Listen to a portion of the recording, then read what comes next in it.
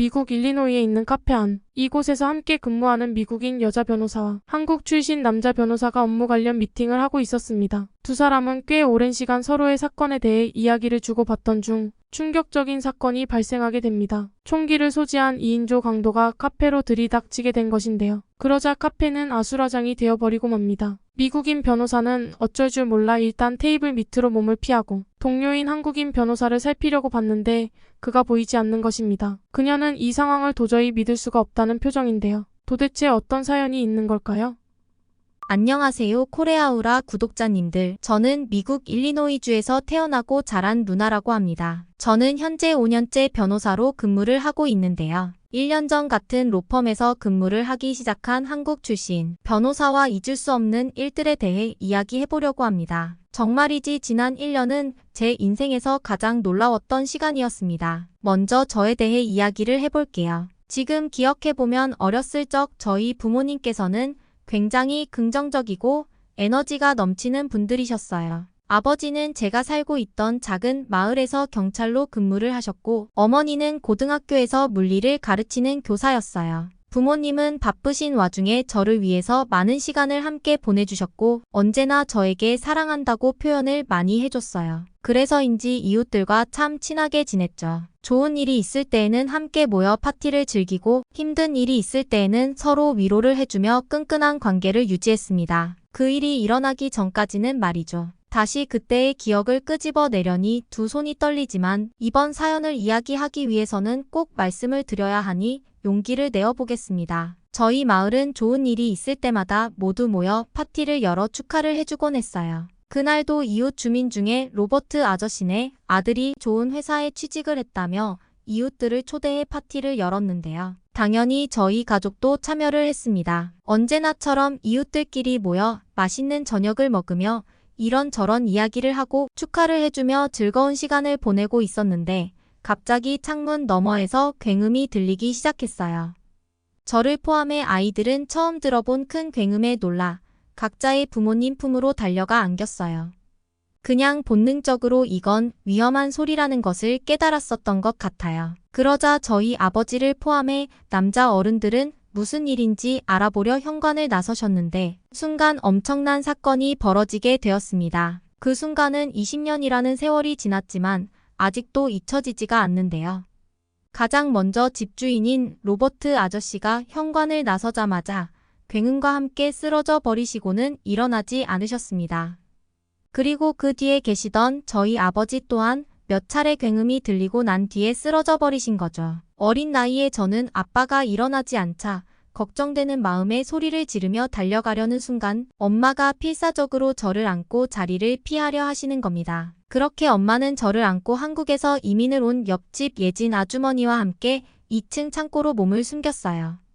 얼마 후 굉음이 들리지 않자 엄마는 저에게 예진 아주머니와 여기서 꼼짝 말고 있으라고 하면서 본인은 아빠가 괜찮은지 살펴보고 오겠다고 하시는 거 아니겠어요. 전 그럴 수 없다고 울면서 말렸지만 엄마는 제 눈을 보며 말씀하셨어요. 루나 걱정 마렴. 엄마가 얼른 아빠 괜찮은지 확인하고 루나에게 돌아올게. 엄마가 우리 딸 많이 사랑해. 이렇게 말씀하시고 창고 밖을 나서셨습니다. 이게 제 인생에서 엄마와의 마지막 대화가 되어버릴 줄은 꿈에도 몰랐죠. 당시에 저는 어렸으니 엄마가 꼭 다시 올 거라고 믿었거든요. 아니, 당연히 엄마는 나에게 올 거라고 생각했던 것 같아요. 너무 고통스럽지만 만약 시간을 돌릴 수 있다면 절대 그렇게 엄마를 창고 밖으로 나가게 두지 않았을 거예요. 그렇게 예진 아주머니는 저를 꽉 안아주시면서 걱정 말라고 엄마 금방 오실 거라고 아주머니가 옆에 꼭 있을게라며 토닥여 주셨어요. 그렇게 몇 분이 지난 순간 다시 굉음이 몇 차례 들리면서 비명소리가 들려오는 거 아니겠어요. 예진 아주머니는 본인도 떨리는 몸으로 저를 안고 창고 더 깊숙한 곳으로 들어가셨어요. 아주머니와 숨소리도 내지 않고 창고에 숨어 있었는데 밖에서 경찰차 사이렌 소리와 함께 몇 차례 굉음이 들려왔습니다. 그리고 얼마 지나지 않아 누군가 창고 문을 두드리는 겁니다. 예진 아주머니는 저를 더 꽉 안으시면서 절대 소리내지 말라는 제스처를 하셨어요. 쿵, 쿵. 몇 번을 문을 두드리더니 예진 아주머니의 남편인 미스터 킴 아저씨의 목소리가 들리는 겁니다. 이제 괜찮으니 밖으로 나오라고 말이죠. 아주머니는 저를 아는 채로 문을 나서려고 하는데 미스터 킴 아저씨께서 루나의 눈은 가리는 게 좋겠다고 말씀을 하셨습니다. 그때 제 나이가 10살이었어요. 어린 나이지만 아저씨께서 왜 그렇게 하라고 하시는지 눈치를 챌 수 있었습니다. 그렇게 아주머니께서는 제 눈을 가리고 도착해 있던 구급차에 타셨어요. 병원으로 이송돼서 저는 의사 선생님의 진료를 받고 며칠 안정을 취해야 한다는 말씀에 입원을 하게 되었어요. 며칠 후 예진 아주머니와 미스터 킴 아저씨께서 저를 찾아와 아빠와 엄마가 루나를 너무 보고 싶어 하셨지만 오실 수 없게 되었다고 하셨어요. 이번 사건은 마을에 살고 있던 중국인 아저씨가 있었는데 조현병을 앓고 있었다고 하더군요. 그날 사람들이 파티로 즐거워하는 모습을 보고 갑자기 기분이 나빠져 갖고 있던 총기로 그렇게 한 거라고 들었습니다. 그 중국인은 출동한 경찰들에게도 총으로 위협을 가했고 그렇게 경찰분들의 대처로 현장에서 죽었다고 하더군요. 마침 그날 미스터 킴 아저씨는 업무가 바빠 파티에 참석하지 못했는데 퇴근길에 발견을 하고 경찰들과 함께 현장에 오신 거였어요. 만약 미스터 킴 아저씨까지 파티에 참석한 채로 그런 일을 당했다면 저와 예진 아주머니도 무사하지는 못했겠죠. 생각만 해도 정말 끔찍합니다. 한국 부부 두 분이 앞으로는 자신들과 함께 살지 않겠냐며 여쭤보셨습니다. 돌아가신 저희 부모님을 대신해 저를 데려갈 가족이 따로 없다는 것을 아시고는 한국에서 온 미스터 킴 아저씨네가 선뜻 저를 입양하겠다고 경찰들에게 의사를 전달했다는 것을 성인이 되고 알았어요. 그렇게 저는 미스터 킴 아저씨네로 들어가 지내게 되었습니다. 당시에는 어른들이 미스터 킴이라고 부르길래 이름이 킴인 줄 알았는데 알고 보니 한국 이름은 김대선인데 미국으로 이민 오면서 편하게 불리려고 킴이라고 소개를 했다고 하시더군요. 이후 저는 아저씨에게 삼촌, 아주머니에게는 이모라고 부르게 됐어요. 예진 아주머니가 한국에서는 보통 아빠 친구분한테는 삼촌, 엄마 친구분에게는 이모라고 부른다며 그렇게 불러주면 좋겠다고 하셨어요. 당시에는 어린 나이라서 그분들에게 고마움보다는 돌아가신 아빠, 엄마에 대한 그리움 때문에 삼촌이랑 이모에게 살갑게 대하지 못했어요. 더군다나 저는 미국인인데 삼촌과 이모는 한국인이니 생활하면서 느껴지는 문화 차이가 상당해서 더 거리감을 뒀던 것 같아요. 그렇게 제가 고등학생이 되고 어느 정도 성숙한 나이가 되면서 삼촌과 이모에게 다가가는 게 쉬워졌습니다. 이유는 고등학교에 진학하면서 다양한 국가에서 온 친구들과 지내다 보니 자연스럽게 삼촌과 이모를 이해하기 수월해진 게 아닌가 하는 생각을 해봅니다. 그러다 보니 당시 친한 이웃이었다고 하지만 저를 입양해서 지금까지 보살펴 주신 게 정말 감사한 일이구나를 알았습니다. 삼촌의 직업이 변호사라서 경제적으로 부족함이 없을 줄 알았는데 알고 보니 한국 이민자들 중에 인권 침해를 당해서 소송을 해야 하거나 억울한 일을 당했는데 영어를 못해서 또는 경제적으로 여유가 없어서 제대로 소송을 하지 못하는 동포들을 위해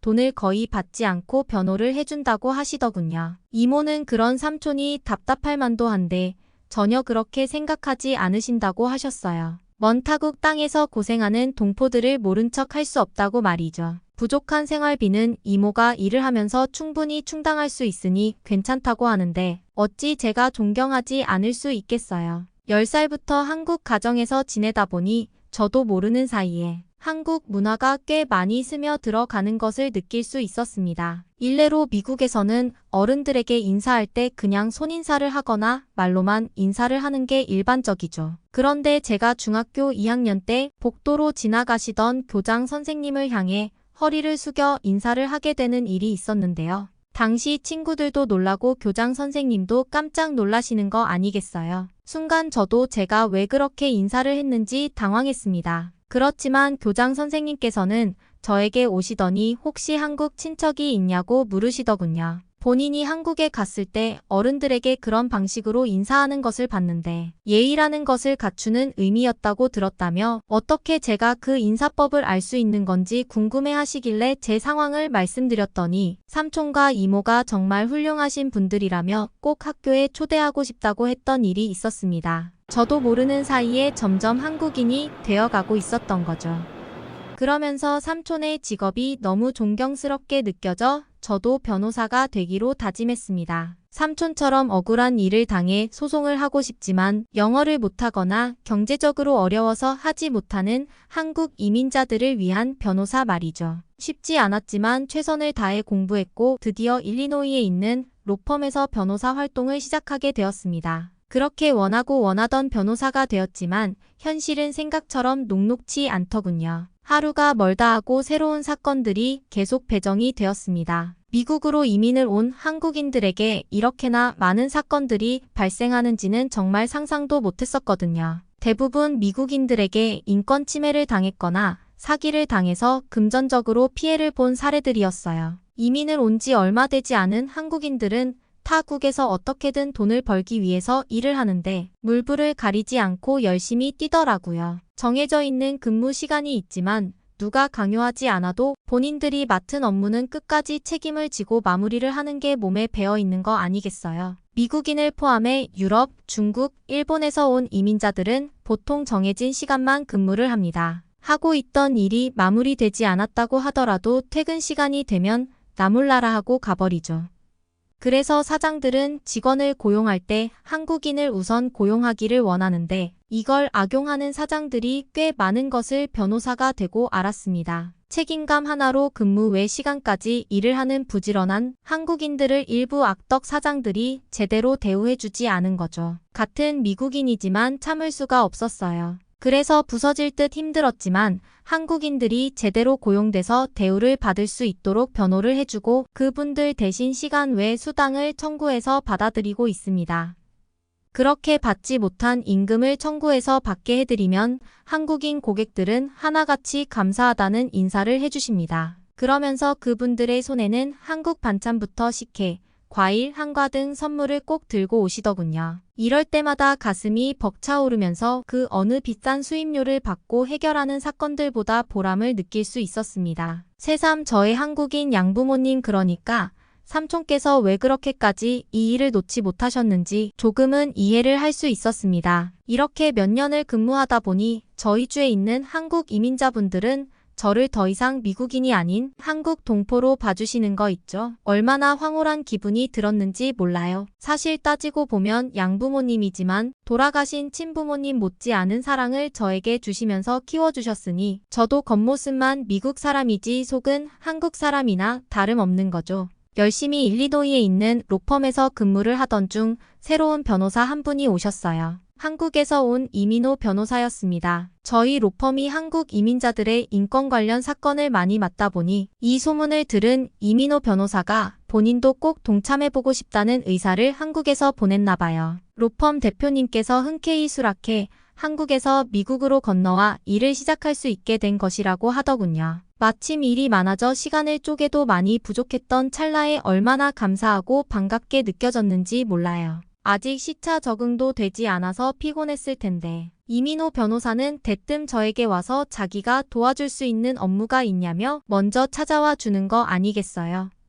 제 한국인 아버지께서도 항상 퇴근하고 집에 오시면 피곤하셔서 쉬고 싶으실 법도 한데 쉬지 않고 한국인 어머니를 도와 저녁도 차리시고 집안일도 많이 하셨어요. 그런 모습을 보면서 자라다 보니 나도 꼭 한국 남자를 만나 가정을 이뤄야지 생각을 했는데 이민호 변호사가 저에게 와서 도와줄 게 없냐고 하는 순간 제 의지와는 상관없이 심장이 빨리 뛰고 그의 얼굴을 제대로 쳐다보지 못하는 기분이 드는 거 있죠. 아마도 첫눈에 반했다는 게 이런 거 아닌가 싶더라니까요. 지금 와서 민호 씨에게 물어보니 그도 저를 처음 보자마자 첫눈에 반했다고 해요. 그래서 시차 적응도 되지 않아 엄청 피곤하고 비행기를 오래 타서 허리가 아파 쉬려고 했는데 그럴 수가 없었다고 하는 거 있죠. 무조건 저와 빨리 친해지고 싶어서 아픈 것도 있고 첫날부터 일을 한 거였다고 하더라고요. 한국 남자들의 젠틀함은 다른 나라 남자들에게는 찾아볼 수가 없어요. 그렇게 저희는 같은 로펌에서 한국 이민자들의 불합리한 대우와 금전적 사기, 피해를 보상받을 수 있도록 변호 업무를 보면서 함께 열심히 일을 했습니다. 물론 일을 하면서 자연스럽게 서로에 대해 많이 알아갔고 그렇게 저희는 사랑하는 연인으로 발전을 하게 되었죠. 연인이 되었지만 워낙 업무량이 많다 보니 따로 시간을 내어 데이트를 하는 건 저희에게 어려운 일이었습니다. 대부분 데이트는 저희 집에서 저녁 식사를 하면서 보냈던 것 같아요. 민호 씨는 혼자 미국으로 와서 살다 보니 따뜻한 한국식 집밥을 먹을 수 있다는 것만으로도 굉장히 좋아했어요. 저희 한국 부모님께서도 밥을 맛있게 잘 먹는 민호 씨를 보면서 흐뭇해하셨고요. 저희 커플은 지금까지 살아왔던 국가가 서로 다르다 보니 각자의 삶이 어땠는지에 대해 많은 이야기를 나눴어요. 그러다 우연히 군대 이야기가 나왔는데 그가 군대 이야기를 하는 눈빛이 마치 저희 삼촌 그러니까 한국 양아버지가 가끔 저에게 군대 관련 에피소드를 말씀하실 때 눈빛과 똑같아서 깜짝 놀랬지 뭐예요. 아니나 다를까 군대 이야기를 통해서 민호 씨와 삼촌은 거의 베스트 프렌드가 되어 버리더군요. 한국 남자들은 국방에 의무가 있어서 성인이 되면 군대를 가야 한다고 들었습니다. 민호 씨는 자신의 아버지가 특전사 출신이었기 때문에 본인도 당연히 특전사로 지원을 했고 합격을 해서 군 생활을 했다고 말해줬어요. 솔직히 저는 미국에서 자라고 컸기 때문에 특전사라는 게 얼마나 대단한지 그리고 얼마만큼의 혹독한 훈련을 하는 곳인지 몰랐기 때문에 보통의 군대보다 조금 더 힘든 곳이겠거니 생각했어요. 그런데 그가 군 생활을 하면서 겪었던 긴박한 훈련 이야기를 듣다 보니 혀를 내두를 수밖에 없었습니다. 삼촌께서도 특전사로 전역을 했다는 말을 듣고 민호 씨를 보는 눈빛이 달라지더라니까요. 한국의 최전방이라고 부르는 지역은 겨울이 되면 영하 30도까지 떨어진다고 하는데 그 추운 날에도 예외 없이 눈속을 헤집고 얼음이 꽝꽝 얼은 강물 속으로 몸을 던지는 건 기본이라고 하더군요. 뿐만 아니라 헬기에서 로프 하나만 의지한 채 강화 훈련을 하고 마찬가지로 낭떠러지 절벽도 로프 하나만 의지한 채로 오르고 내리는 훈련도 한다는데 이게 인간이 가능한 건가 싶더라니까요. 민호 씨에게 가장 힘들었던 훈련이 뭐냐고 물어보니 겨울에 있는 설안지 극복 훈련이었다고 하는데 그 추운 겨울에 저는 패딩을 입고 가만히 서 있는 것도 너무 고통스럽던데 특전사들은 추위도 그저 극복해야 하는 장애물 따위로만 취급을 한다는 말을 듣고 얼마나 대단하게 들리는지 존경심까지 들었어요. 그저 자신의 국가를 지킨다는 의무감 하나로 버틴다니 존경하지 않을 수가 없었습니다. 이 외에도 민호 씨를 통해 한국의 문화에 대해 참 많이 듣고 배웠습니다. 삼촌과 이모도 오래전 한국을 떠나셔서 최근에는 어떻게 변했는지 잘 모르시기 때문에 민호 씨와 한국에 대해 이야기하는 시간을 정말 즐겁게 생각하시는 것 같았어요. 나중에 꼭 다 같이 한국으로 여행을 가자며 약속도 했습니다. 그리고 만약 결혼을 하게 된다면 꼭 한국에 가서 하자는 약속도 했죠. 그렇게 민호 씨와 저는 여느 때와 마찬가지로 열심히 변호사 업무를 보고 있던 평일 오후였습니다. 이날에는 로펌 사무실 내부 공사가 있어 앞에 있는 카페에 와서 업무 관련 미팅을 하고 있었어요. 이 카페가 지역 내에서도 크레페를 맛있게 하기로 유명해서 항상 만석이라 저희가 갔을 때에도 손님들로 가득했죠. 사무실 내부 공사가 예정보다 길어져서 2시간째 카페에 앉아 민호 씨와 업무를 보고 있는데 갑자기 사람들의 비명소리가 들리기 시작했습니다. 그 소리에 놀라 고개를 돌려보니 2인조 강도가 총을 들고 소리치는 거 아니겠어요? 총을 본 순간 어릴 적 부모님을 잃었던 그날의 트라우마 때문인지 제 몸이 말을 듣지 않았어요. 분명 테이블 밑으로 몸을 피해야 하는데 제 몸이 돌처럼 굳어서 의지대로 움직이지를 않았습니다. 민호 씨는 얼른 숙이라는 말에도 제가 움직이지 않자 테이블 건너편으로 넘어와 저를 안아주며 테이블 밑으로 앉혀주었어요. 2인조 강도는 카페 내 사람들이 소란스럽자 천장에 대고 총을 한 발 쏘면서 모두 조용하고 고개를 숙이라고 하더군요. 그러면서 카페 직원에게 당장 금고에 있는 돈을 모두 가져오라고 소리쳤습니다. 동시에 사람들에게도 갖고 있는 현금과 기금속을 모두 테이블 위로 올려놓으라고 했죠. 순간 저도 이 상황을 빨리 모면하기 위해서 지갑에서 현금과 손목에 있던 금팔찌를 풀러 테이블 위에 올려놓으려는 순간 앞에 있어야 하는 민호 씨가 보이지 않는 겁니다. 분명 방금까지만 해도 제 손을 잡아주면서 함께 있었는데 순식간에 어디로 갔는지 보이지 않다 보니 혹시나 나를 버리고 혼자 도망을 쳤나 의심도 했었어요. 그런데 민호 씨는 어느덧 주방 쪽으로 이동해서 직원인 척 카운터 앞에 서 있는 거 아니겠어요. 강도는 민호 씨가 직원인 줄 알고 금고에서 캐시를 꺼내오라고 말을 듣지 않으면 머리에 총을 쏘겠다며 협박을 했습니다. 민호 씨는 알겠다며 금고를 열어 캐시를 가지고 2인조 강도 앞으로 성큼성큼 걸어갔습니다. 민호 씨가 도무지 무슨 생각을 가지고 그런 위험한 행동을 하는지 이해하지를 못했습니다. 혹시 본인이 얼른 돈을 주고 강도를 내보내려고 하는 건가? 저러다 강도들이 쏜 총에 맞으면 어쩌나 하고 전전긍긍하고 있던 순간이었습니다. 제 눈 앞에 펼쳐진 상황이 도무지 믿을 수가 없었습니다. 민호 씨는 손에 쥔 캐시를 강도 한 명에게 건네주는 척하면서 순식간에 강도가 들고 있던 총을 빼서 다른 강도의 어깨를 향해 총을 쐈습니다. 그러자 어깨에 총알을 맞은 강도는 바닥으로 갖고 있던 총을 떨어뜨려 버린 거죠. 떨어진 총을 얼른 주운 민호 씨는 강도들을 향해 총을 겨눴습니다. 두 명의 강도는 미안하다며 무릎을 꿇었고 때마침 도착한 경찰들에 의해서 연행이 되면서 상황이 종료되었죠. 카페에 있는 모든 사람들이 민호 씨를 향해 박수치며 환호를 지르더라고요. 경찰들도 당신 덕분에 이 많은 사람들의 목숨을 구했다며 감사하다고 했죠. 하지만 저는 얼른 민호 씨에게 달려가 울면서 도대체 왜 그런 무모한 행동을 했냐며 질책을 했습니다. 어릴 적 총기 사건으로 부모님을 모두 잃은 저에게 또 한 번 비슷한 일로 사랑하는 사람을 잃을까봐 굉장히 두렵고 무서웠던 거죠. 민호 씨는 웃는 얼굴로 제 눈물을 닦아주며 안아주었습니다. 그러면서 저에게 루나, 나는 한국 특전사 훈련을 받았던 사람이야. 그거 잊었어? 라고 하는데 혹독한 훈련을 통해 긴박한 상황에서도 침착한 대응을 하는 민호의 모습이 다시 떠오르더군요. 상황이 정리된 후 제 양부모님께서 소식을 듣고 깜짝 놀라 하셨습니다. 삼촌과 이모도 제가 어릴 적 있었던 사고를 잘 알고 계셨으니 저를 보자마자 안아주시면서 무사해서 너무 다행이라고 하셨어요. 카페에서 있었던 일을 말씀드렸더니 옆에 서 있던 민호 씨에게 우리 루나를 구해줘서 너무 고맙다며 눈물을 흘리셨습니다. 삼촌께서 역시 대한민국 특전사 예비군은 다르구만이라고 하시는 거 있죠.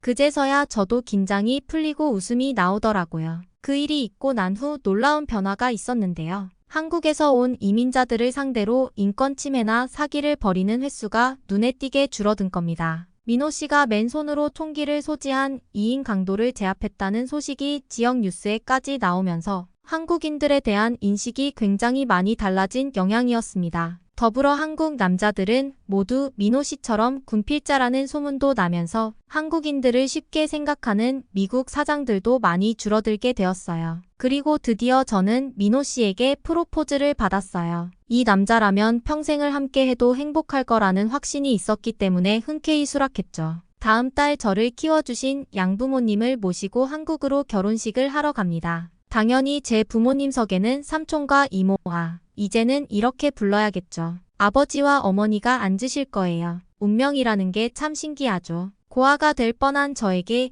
미국 건너편에서 온 한국인 부모님을 만나게 되고 평생의 동반자도 한국 남자를 만나게 될 줄 누가 알았겠어요. 제 인생에서 한국이라는 국가는 그저 나를 살게 해준 고마운 국가가 아닌 나의 조국이 되어버렸답니다. 목숨이 다하는 날까지 잊지 않고 감사하며 살겠습니다. 미국 일리노이 출신 루나 씨께서 보내주신 사연은 여기까지입니다. 정말 놀랍지 않으세요? 운명이라는 게 정말 존재하는구나를 느낄 수 있었습니다. 그리고 넉넉하지 않은 형편이지만 고아가 된 루나 씨를 입양해 친딸과 같이 키워주신 부모님께도 존경받아 마땅하다고 말씀을 드리고 싶네요. 앞으로 대한민국 특전사 예비군 민호 씨와 행복한 100년회로 하시길 진심으로 기원하겠습니다. 오늘도 사연이 즐거우셨다면 구독, 좋아요 부탁드릴게요. 항상 끝까지 시청해주셔서 감사합니다. 또 감동스러운 사연으로 인사드릴게요.